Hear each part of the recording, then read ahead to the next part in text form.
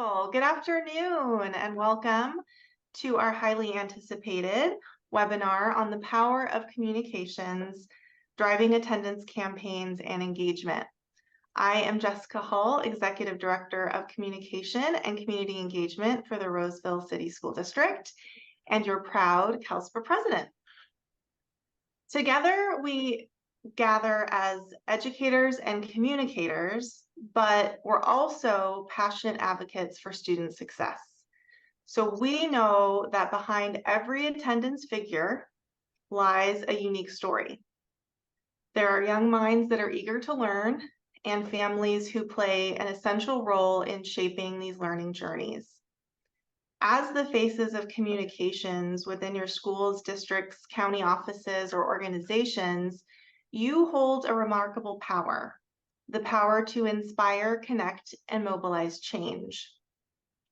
Our shared goal is to ensure that every student steps into their classroom every day, ready to absorb knowledge, experience growth, and positively contribute to their community. We understand that achieving this goal demands a collective effort where educators, families, and communicators, along with their communities, unite their strengths. So over the next hour, we're going to dive into the heart of attendance data and research and review opportunities where you can highlight and dialogue about attendance within your own communities. We encourage you to actively participate by asking questions and sharing your insights in the chat. The slides that will be shown here today, along with a recording, will be shared with all who registered to attend. So this webinar came about after Hetty Chang, the passionate Executive Director of Attendance Works, wanted to dialogue and find a way to share information and resources with communicators in schools across California. And then she learned about CalSPRA, and she was saying today, earlier, she's so glad she knows about CalSPRA, and we're so glad she knows about us. So I'll let Hetty talk more about their tremendous work they're doing across the nation and introduce her team that's with us today and kick us off. But I first wish to thank them for this partnership and thank all of our attendees for being here. I look forward to making this a truly impactful afternoon.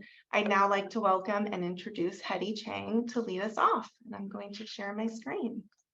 Thank you so much, Jessica. It is a pleasure to be here. I am the Executive Director of Attendance Works. I actually have lived in California for the last 30 years. I'm in San Francisco, so California is very much a key priority place for us to do our work. I think Cecilia Leong on our team may be joining, but most importantly for this webinar, I would like to also welcome Catherine Cooney, our Director of Communications, to say hello. And Catherine, you can also say where you're located. Great. Hello. Hi, everyone. I'm Catherine Cooney, as Hetty mentioned, Communications Director with Attendance Works, and I'm located in Washington, D.C. So I am a little far from California, but I do have roots there. I was born and raised in the San Francisco Bay Area. I still have lots of family there, and I go back frequently.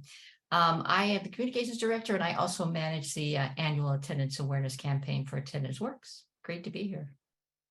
So we have a great day. This is our welcome. I'm going to start off by giving a little bit of background context on the demographics, the challenges we're seeing around chronic absence. And then we're actually going to turn back to Jessica to talk about when she has been talking with kids and families, which we always advise is a wise thing to do, about what their perceptions around attendance are, what are some of the insights she's gained. She's going to then share her own work, launching a local campaign, and then we're going to pull back out and have Catherine share how a set of national resources that we have been developing that hopefully can make it an easy lift for you to launch your own campaign. And then we'll open up for Q&A and additional resources. Though I will say, if you have questions, as Jessica said, please put them in the chat. We can help to manage and moderate that and make this somewhat of an interactive dialogue. So we are, again, it is our we're just so pleased that so many of you are coming today. Why don't we go to the next slide? So I'm just going to do a quick overview of a couple things just to make sure we're all on the same page. So we're talking about the issue of chronic absence, which now is largely defined across the country, including California, as missing 10% or more of school for any reason. That's excused, unexcused, or suspensions. If your kid's not in the classroom to benefit from the instruction, then those absences together make up for chronic absence. This is different from truancy, which, by the way, varies across every state. And sometimes locality, there's differences around what's excused versus unexcused. But also in California, we have, our 3 days without an excuse, that gets a notification of truancy, or 3 times late by 30 minutes. That really actually varies across the country, but that's different from chronic absence, which doesn't just look at unexcused absences, or average daily attendance, which is typically how many kids show up each day. And we defined chronic absence this way, based on research of showing what's impact, but so that you can take an early warning approach that notices kids when they miss 2 days of the first month, 4 days of the second month, 6 days of the third month, so that you're actually engaging in prevention and early intervention. Next slide for a second. I want to just talk about, this is actually a mindset shift for all of us to looking at chronic absence and not truancy. Truancy tends to only look at unexcused absences. We're talking about all absences. Truancy tends to come with you need to show up to school or else. It's a kind of compliance approach. Whereas when we're talking about chronic absence, we're wanting families to know, when your kid wasn't in school, they missed out on learning, they missed out on interaction, they missed out on engagement opportunities.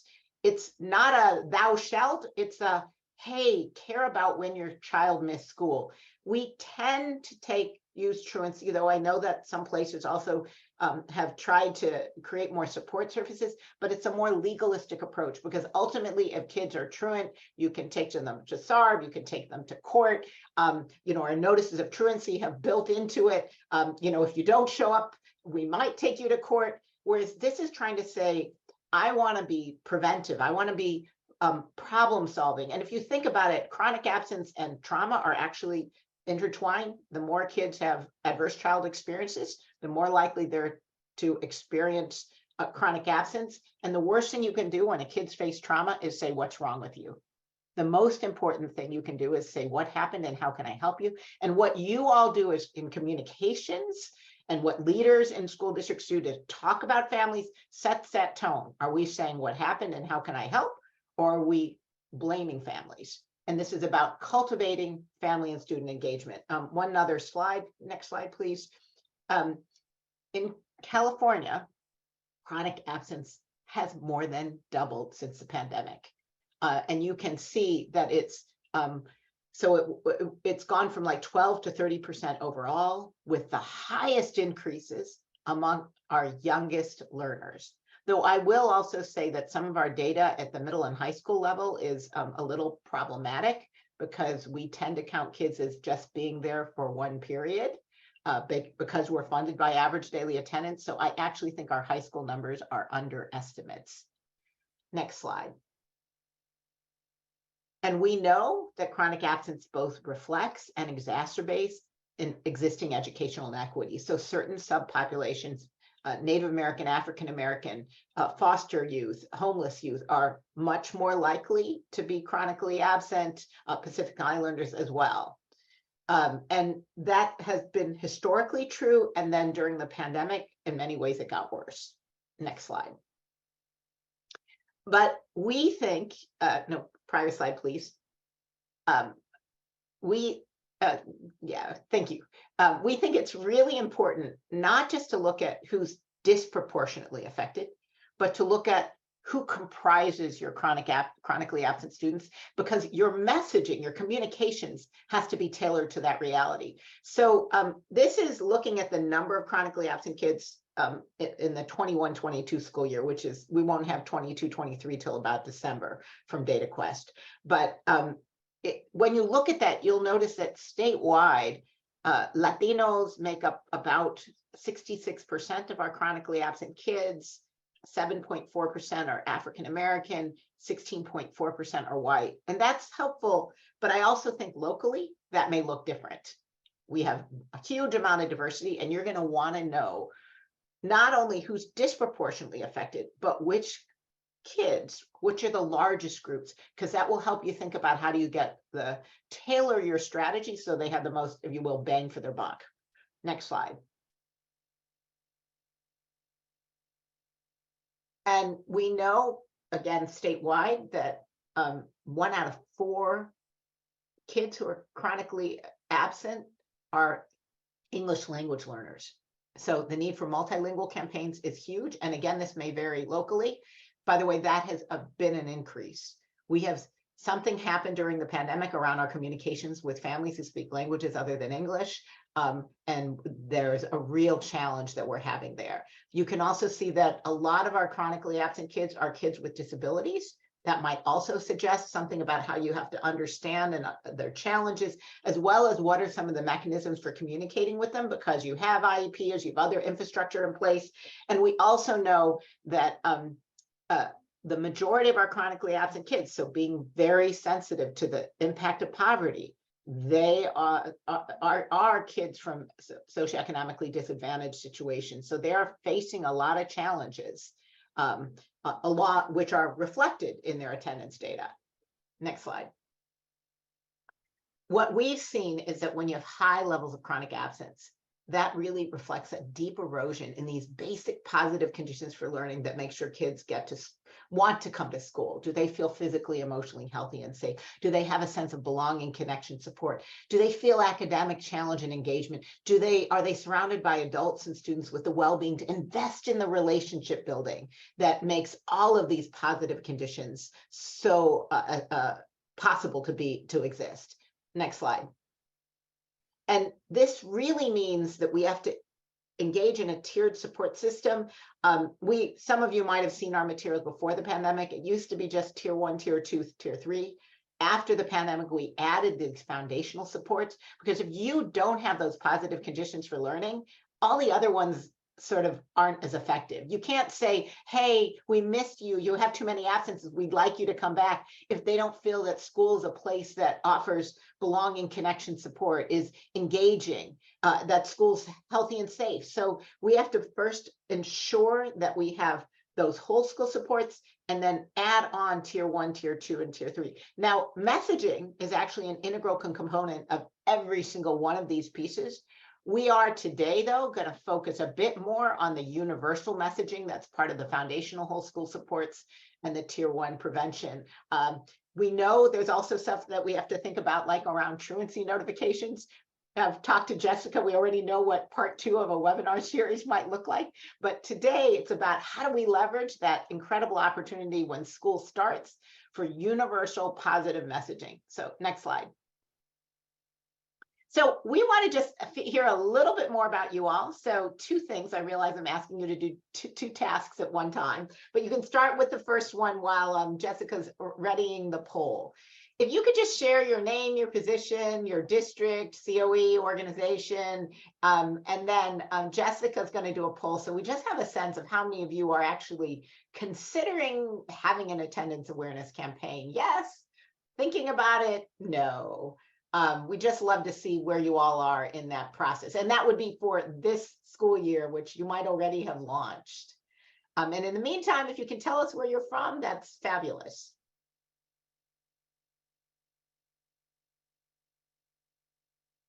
So we got good Northern California, Humboldt. I'm also seeing we've got other Bay Area. Actually, you're all from all over, and so this is really helpful to see where you're coming from, and it's a mix. Some of you are student support services, principals, communications, director of enrollment. That's really interesting.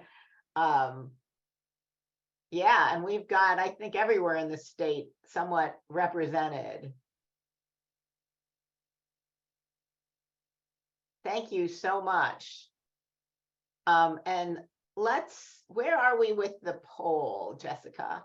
Yeah, I'm gonna close it down in just a second. Let everybody, looks like we have most people that have responded. So share that.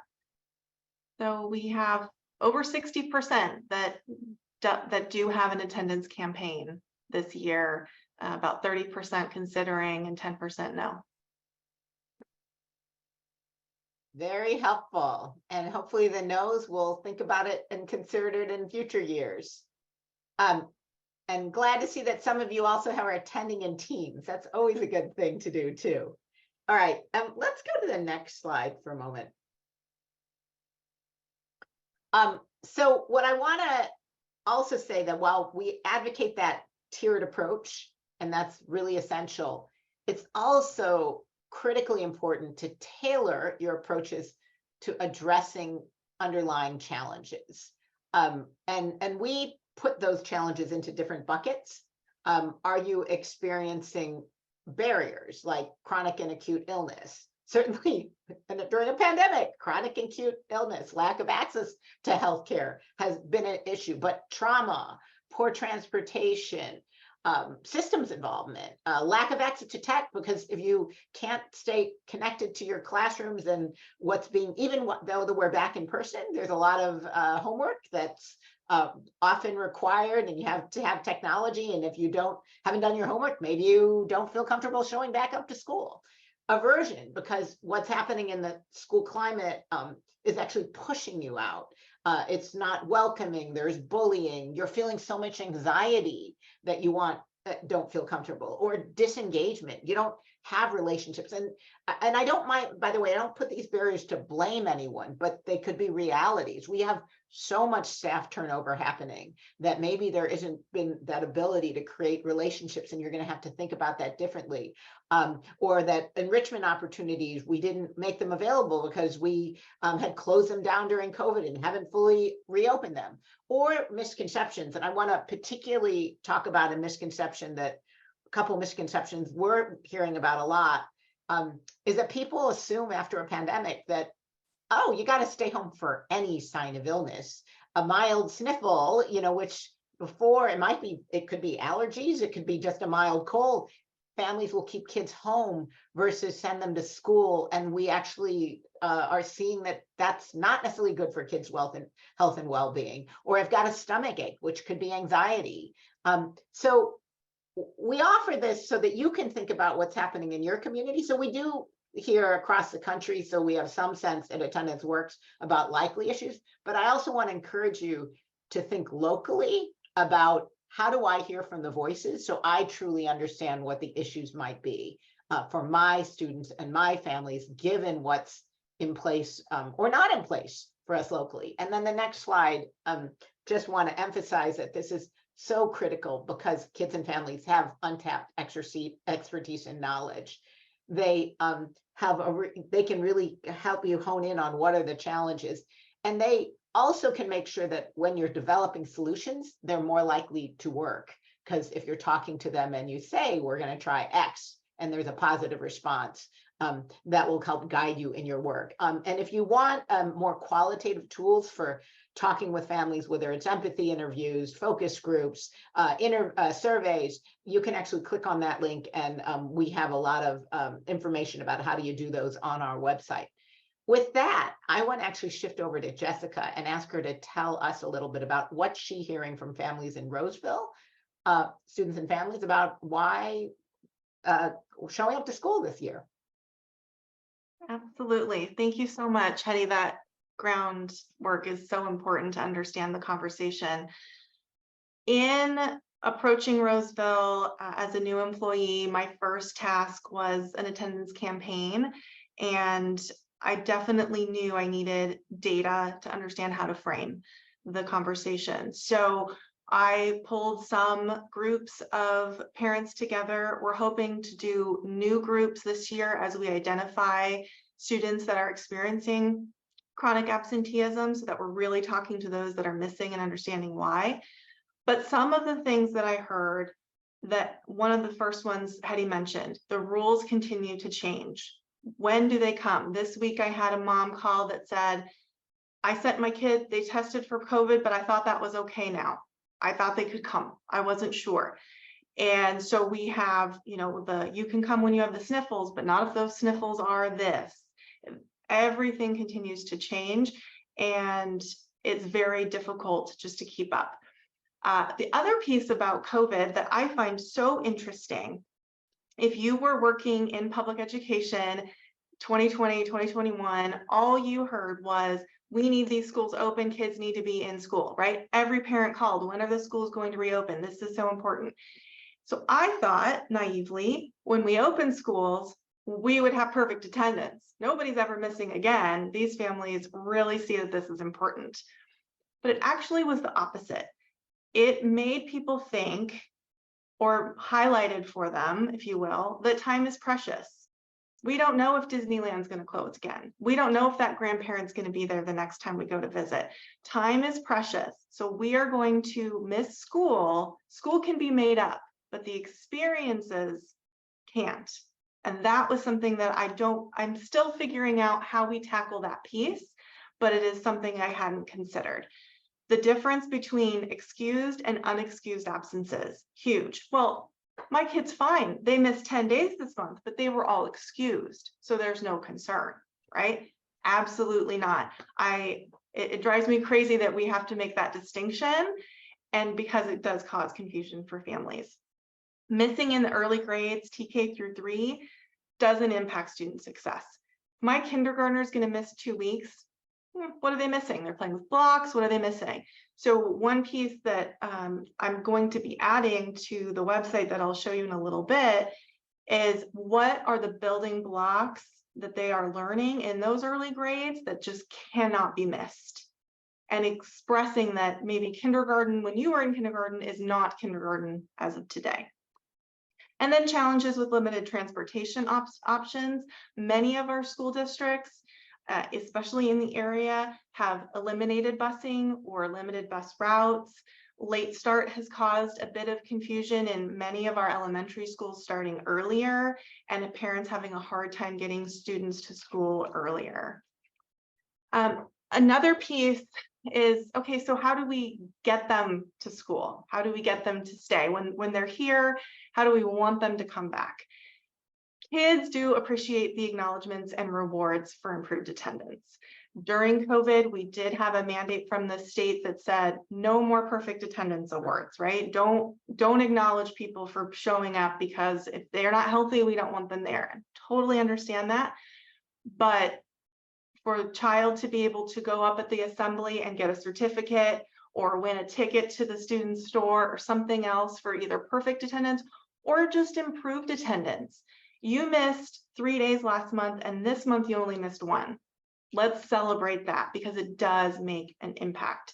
Hetty mentioned this as well. Connection with at least one adult on campus encourages regular attendance. If I don't have some sort of relationship with my classroom teacher, a coach, a site secretary, a meal duty supervisor, someone that I'm excited to see when I come onto the campus, I'm not encouraged to attend. Socio-emotional supports and extracurricular activities are often the motivators to attend school, especially for our older, our middle and high school students. I don't really want to come to school, but I'm going to be in band. I don't really want to go to school, but I need to do debate. Whatever it is that they love is getting them there. So I would love to open it up to the chat.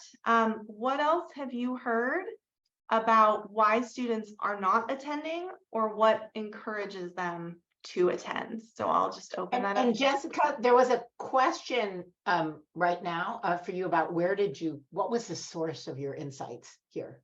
Oh yeah, so I connected with our PTCs and pulled communities together at our middle schools so that they could bring parents that were interested in talking about communications and attendance and all sorts of topics.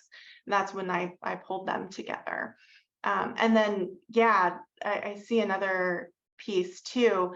So yeah, this was all verbal. No, it was all just focus group conversations. So the flyers on COVID language, that's a really good question, Sandeep. We have tried to separate that COVID is one of those others, like strep throat and pink eye, that if you have this, you can't come. And so we're trying to kind of loop it in with those announcements and how we talk about health, but it's difficult because we still have have a lot. Leaving the country for extended family vacations. Yeah. So Jessica, can I offer up, and Catherine will be sharing a little bit more. We do have a flyer on health guidance. Thank you. And it actually defers, this is with Kaiser and with the National Association of School Nurses. It does defer to locals on the COVID-19 guidance. I think this is, we can talk about more as it goes, but you know, if you have a huge surge and it's leading to lots of hospitalizations, a district might locally have to decide something different than not what if that's not your situation. So I do see a lot more guidance though coming out in many places, which is that if you have a symptom and you test negative for COVID, then you are allowed to be in school. And if you are test positive, then folks are going back to the CDC guidance. Just wanted to say that. And the other thing I just wanted to mention is, Jessica, we found a lot that if you're gonna perfect attendance, and Catherine put this into the links, you want to be very careful. If you make it a semester for perfect attendance, the kids who you're most trying to reach can't ever achieve it. And so having very small increments every week of perfect attendance, or when you show up every day on time, you really want to think about what you're motivating. Yeah, what we've talked about in our district for principals is it's just any improvement. If it was 3 days last week and it's 2 days this week, celebrate it. Celebrate any improvement. Yeah, and you can see, I can see the pieces about older students missing school to take care of younger siblings, which could mean that you need to provide more information about available childcare options, the trauma issues, which could, you know, again, when you know what these issues are, it really helps you to probably not just think about your communications campaign, but also think about what are the other array of supports that you all need to have in place at schools. Jessica, I'm wondering if we should go along and you should talk about what your local campaign looks like. Yeah, so this is the campaign that I put together that we launched a few weeks back when we started school, or right before we started school. And when I share out the slides, the plan itself is linked here on this slide, and please feel free to use any of the resources that are shared in it. So I kind of went over the goal and objectives, the audiences, tactics, the key messages, and then some of the details I'll go over. So the goal is just to increase attendance for all, right? That's our goal. Our goal for the year is 95, but again, I'm going to do the celebrate any increase that we have and improve awareness of the importance of attendance to all students and families, and then engage the community in partnerships. It's exactly what Hetty was saying. We have to have others in the community sharing this message as well. So target audiences, students, parents and families, our staff members, how our staff talk about how attendance is important is a big deal, and then our greater community members. So I am utilizing the following tactics: some social media, we have a dedicated web page, we have some publications in like student and staff and family community newsletters, in-person events, our back to school nights. We had some banners and some slides for this, brand creation and management, some media relations.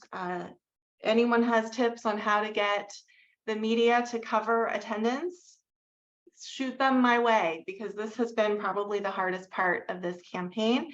And then focusing on, you know, awards and recognitions. So our key messages, I am sharing a lot of research data points covering the 3 main reasons that students miss school. So either they cannot attend, they will not attend, or they do not attend. And it falls under all of those reasons that Hetty shared in the previous slide. We're focused on the positives, right? This is not punitive.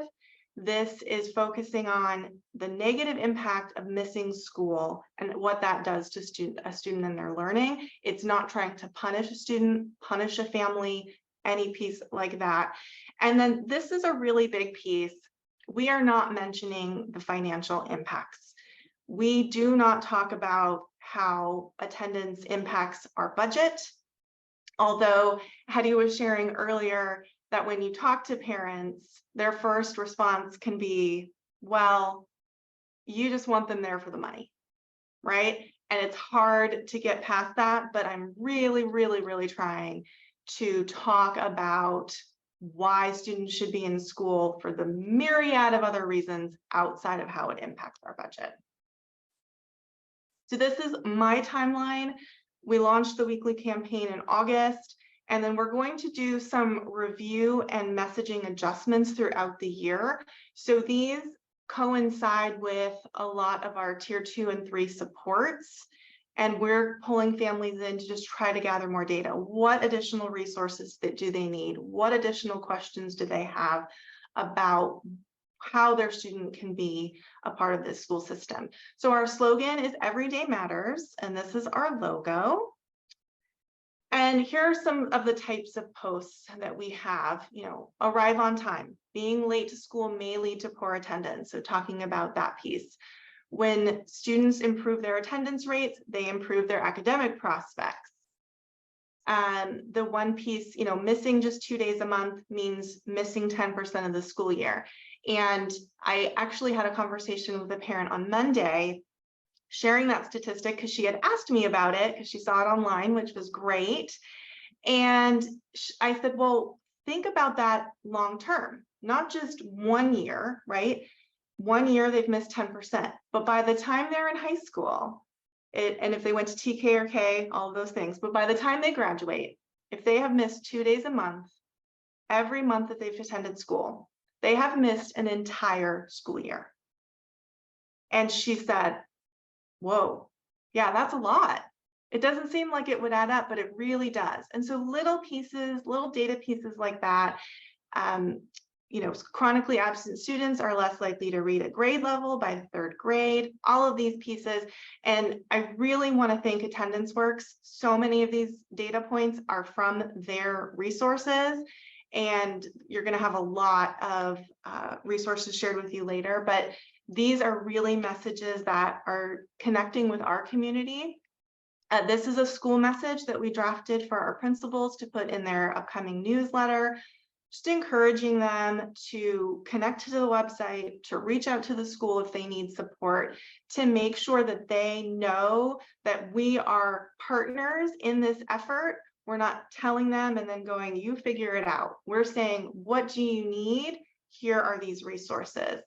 And so I'm going to try to show you the website. Let's see if it goes. All right, can you see that okay? Great, okay. So this is linked from our homepage. And really, it is this Build the Habit of Good Attendance. This is an Attendance Works flyer. And then this links to kind of local resources in the area. But we talk about, why you might be missing school, the resources that are here, and we talk about health. We talk about when is too sick for school. And this is a flyer that just shows, this is when you can send me, this is when you keep me home, this is when you call the doctor, right? And then COVID guidelines. So I separated those out to try to make them clear, but we have to find a way to work those in as well. Nutrition services, stress and anxiety, crisis response and counseling, and transportation.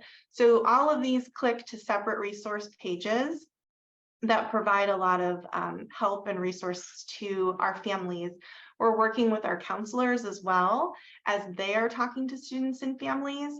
They're reaching out to me saying, hey, we have transportation for the school district, but what about local transportation? The parent wants to be able to take the student to school and then get to work. Do you have information about local bus routes or other types of transportation? So we're working on getting that on there as well. All right, let's see.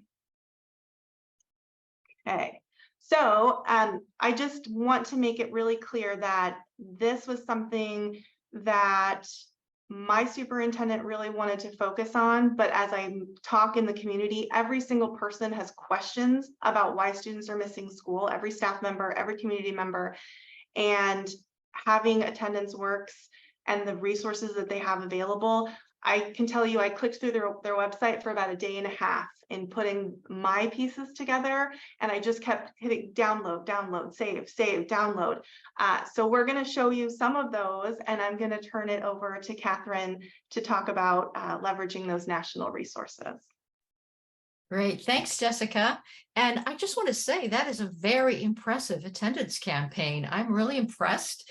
And I think you are doing a great job of communicating with your community about that issue, which is so important. So I am going to be talking about some steps that we have put together to help communicators such as yourself talk about attendance during the beginning of school. We made a sort of quick start guide, which is a one-pager that we will be distributing to everyone who has registered for the call later. And we're hoping that this can help you get started to set that tone that Hetty talked about around creating a attendance culture, and one that has a positive, welcoming environment for families and students.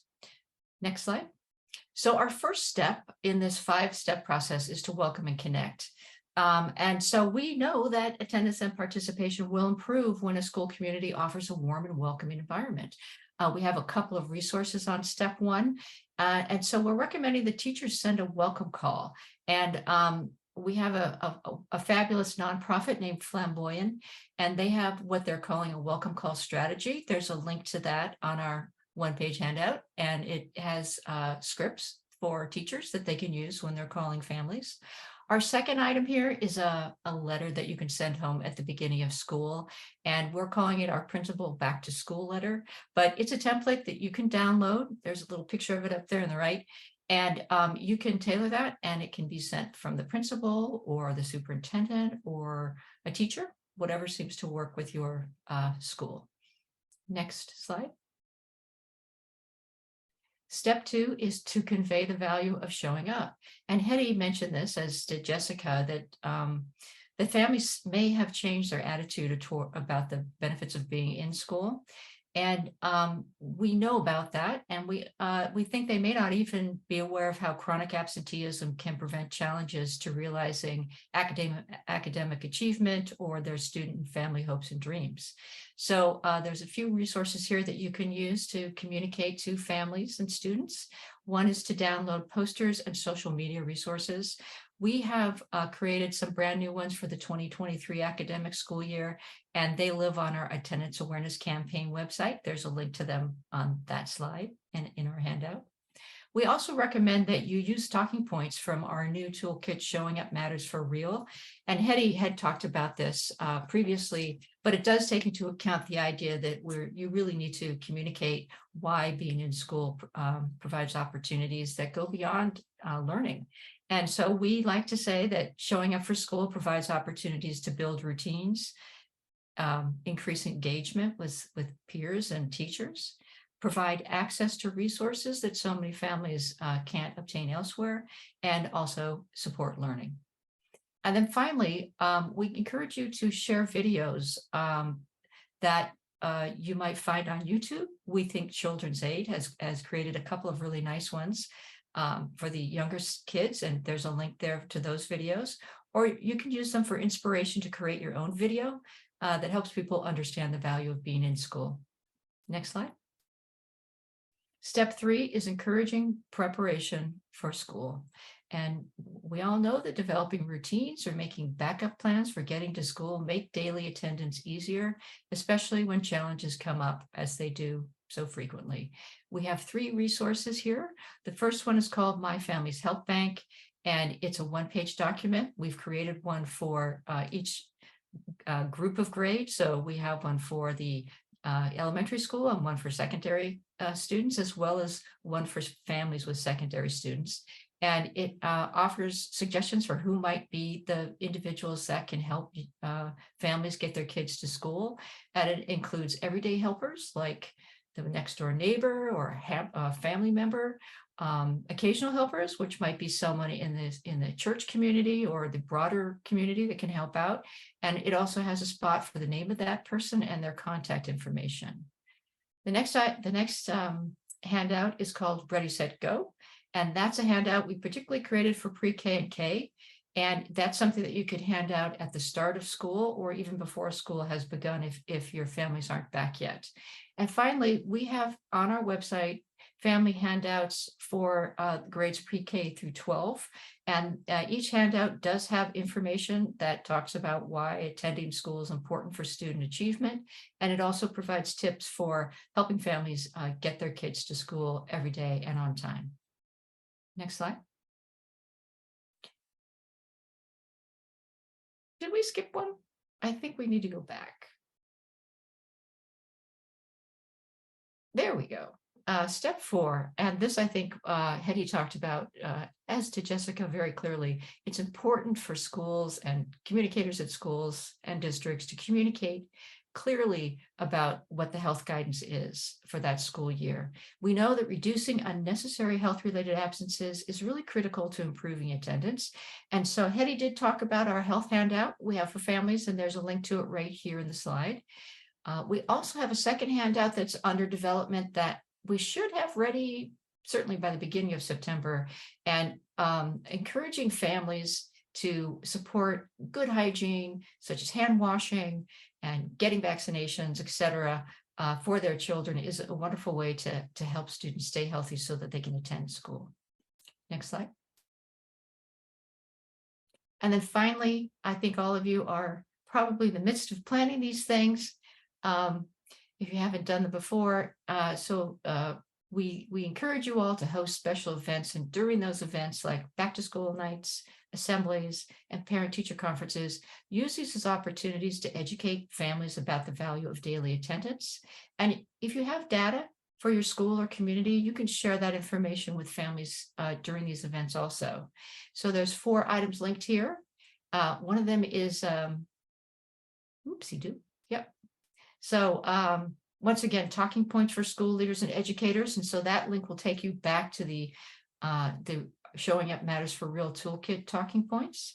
B, interactive parent caregiver exercises. So on our website, we have 3 or 4 exercises that you can do with families at these larger events that demonstrate visually what happens when a kid or student is not attending regularly. We have a wonderful video called Bringing Attendance Home that we created way back in the beginning of Attendance Works, and it includes important information for families. We have a number of different parents talking about the challenges they faced getting their children to school and what they did to get them there, and how it's really improved things for the family. And finally, we have an updated parent-teacher conference handout. It's about 3 pages long, and it provides tips and guidance for how teachers can talk to families about attendance during the parent-teacher conference handout. Next slide.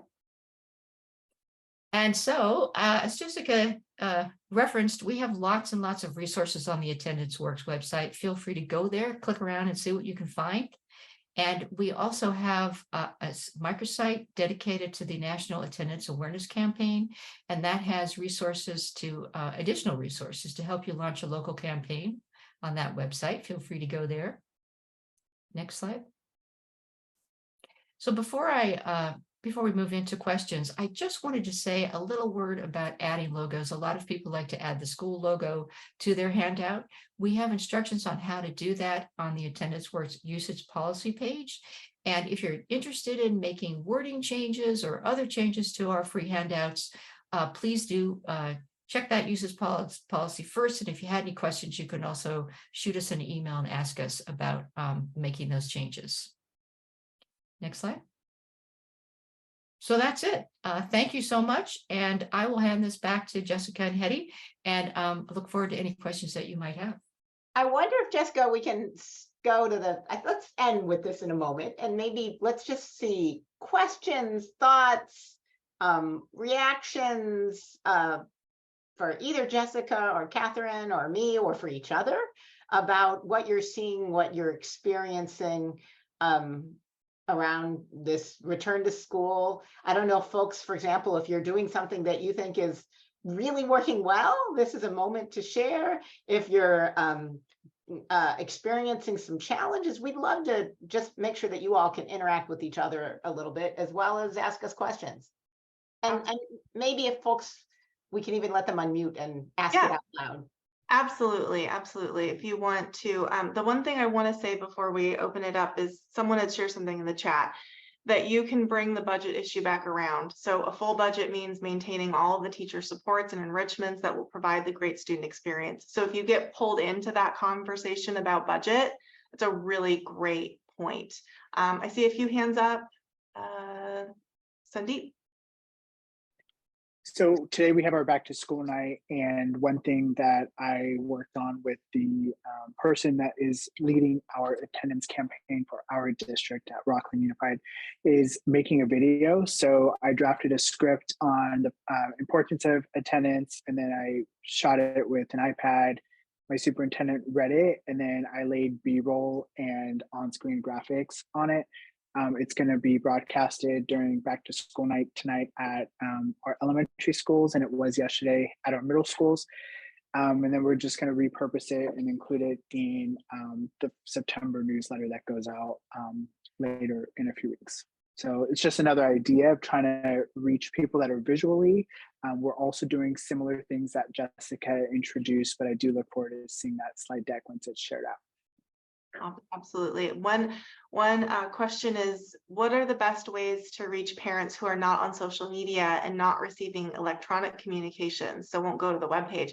That's a huge piece. For me, it's those back to school nights, the fall festival, the events that do get them there in person, and making sure that you have a lot of information and resources, and any other groups that they're in, like that's your community partner connection as well. Maybe they're not getting the emails from the school, but they are, visiting the food bank, or maybe they're attending church, or maybe they're a part of another local group, and you can connect them in that way. Catherine, did you have something you wanted to share on that one? I saw your thumbs up. No, I was just thumbs up to Sandeep. I think that sounds like an awesome video. I will mention to anyone who's putting out an attendance awareness campaign video or other kind of resource, feel free to shoot me an email, info@attendanceworks.org. We do our best to highlight those kind of activities in our newsletters and on our social media. So I'd love to see what you guys have. I'll put my email in the chat. And Jessica, I want to go back to the question for reaching families who are not on social media. So a couple of things. If there are families who may still text, but not be in social media, and folks have found that texting is a pretty effective approach. And there are also some interesting apps, like you might already think about whether you have Parent Square and how you can build in messaging there. Two-way texting, by the way, is one of the best ways. So if something's happening and a family can text, they get a message that the kid was missed, but then they can say something about what the issue was. Another app that's really interesting is called Talking Points. They're actually a nonprofit app, and they allow for translation. So literally a family can talk into the app, and then what comes out on the text for the teacher is it in English, and when the teacher speaks back to the family, it comes back in the text in the home language.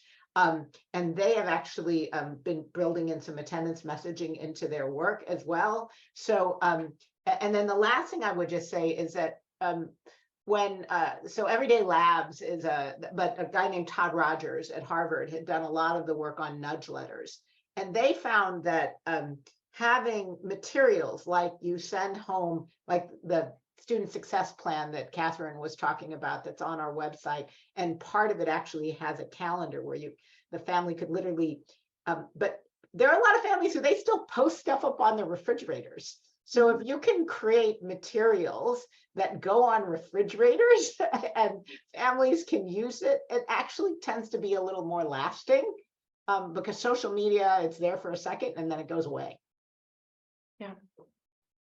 Christine had asked, what are fun and creative school site incentives or celebrations? I know one of our sites is doing a classroom competition, just like they do with, Spiritware, who has the most percentage of Spiritware, and then that class gets some sort of benefit. I went to an attendance campaign session at CalSPRA this summer, And she had all of her schools, this was out of Virginia, and they just released the recordings from NSPRA today, if you didn't get that email. She had all of her schools compete against one another. So each school kind of tried, their only goal was just to improve their attendance, right? It wasn't perfect, it wasn't anything, it was just improve attendance.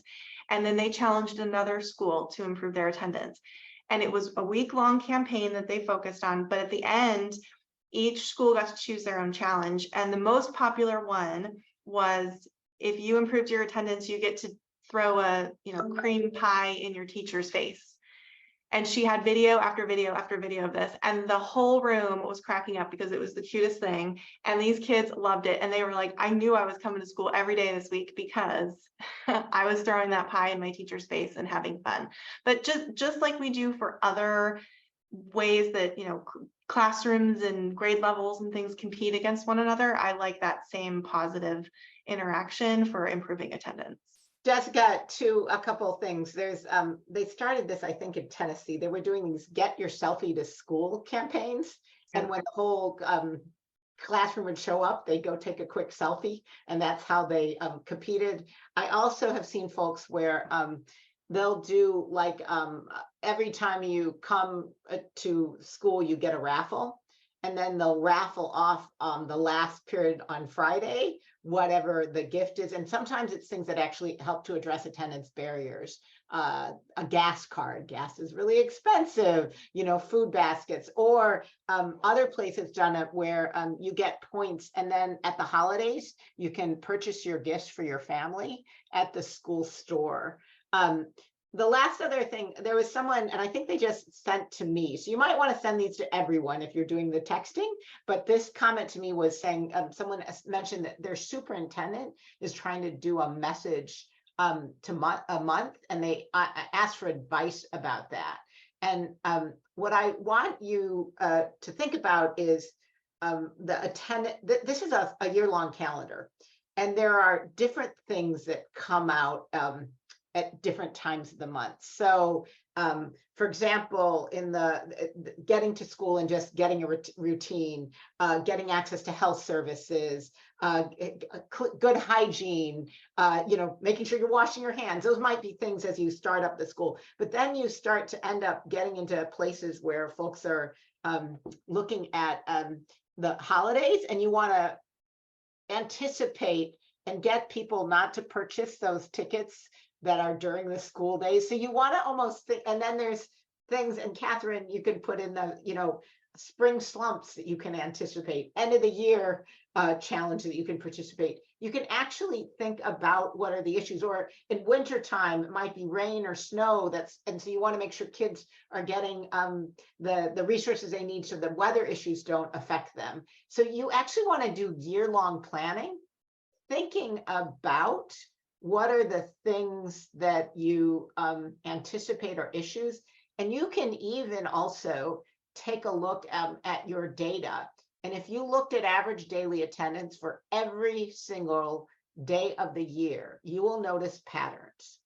And you'll notice things like, the day after Halloween, attendance really doesn't do well. So what are we going to do after Halloween? This is again at attendance. Like, I knew this one school where the principal said she would throw the pumpkin off the top of the roof, and if everyone showed up the next day, and for some reason that was an incredibly engaging thing. But you target based on what you know are the challenges, and based on where you know are lower attendance days. Or another example would be a school found that half-day parent-teacher conferences attendance really gets worse. So they made sure that all the health, school-based health nurses were there so that they could do physical kinds of stuff in that part of the day. And then they use that to inspire kids to show up for resources. So using your data and thinking about needs can be a really good way of planning both your messaging, but also the resources you have. Absolutely. Thank you so much for that. I think a big piece on that as well is that this is not, we're talking about communications here, but this is a whole school district effort. And so when you have these data points and you can bring those to cabinet, to your negotiations tables, to talk about we can't have school the day after Halloween. We just don't have enough kids. It doesn't make sense. We have, low attendance, and you have those conversations about how you can best organize your calendar, your bell schedules, your school days for students and families. That's a big piece of this as well. So we wanted to kind of end with some do's and don'ts. And I'm going to put a caveat on the number one, which is don't talk about money. Don't make it your focus, but you will get brought into that conversation. And so I loved the suggestions that were shared about how to talk about how important fully funded schools are to the programs.